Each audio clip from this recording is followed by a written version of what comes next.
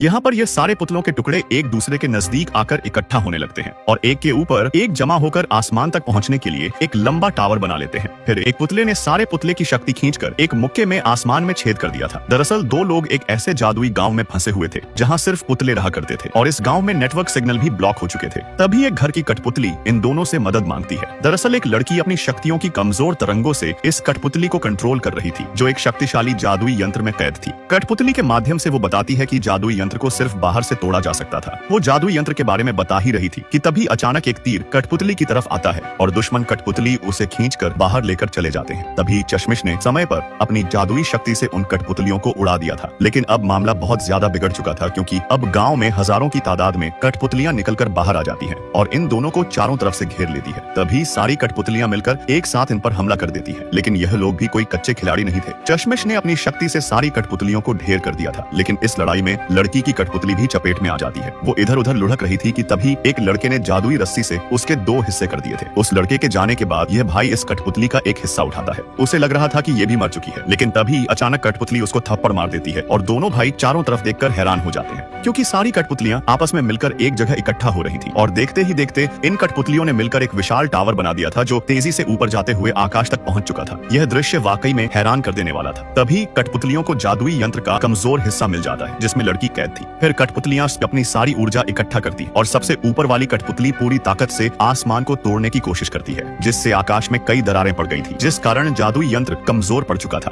तभी कठपुतलियां दोबारा पूरी ताकत से दरार में मारती हैं, जिससे आकाश में एक विशाल छेद हो जाता है। उस छेद के अंदर वही लड़की थी जो इन कठपुतलियां को जैसे तैसे कंट्रोल कर रही थी। जादुई यंत्र टूटने के बाद अब लड़की आसानी से बाहर जा सकती थी। वो अपनी पूरी शक्ति से जंप लगाती है और उड़ते हुए सीधा छेद की तरफ जाने लगती है। लड़की अब इस जादुई यंत्र की कैद से आजाद हो गई थी। असली दुनिया में आकर जब वो नीचे गिरने लगती है तो यह लड़का उसको कैच करने के लिए आगे बढ़ता है। लड़की उसको हेलो बोल रही थी और तभी वो छत फाड़कर झोपड़ी में घुस जाती है। यह देख लड़के के होश उड़ जाते हैं कि कहीं वो मर तो नहीं गई, लेकिन लड़का फालतू ही टेंशन ले रहा था, क्योंकि लड़की बिल्कुल सही सलामत थी।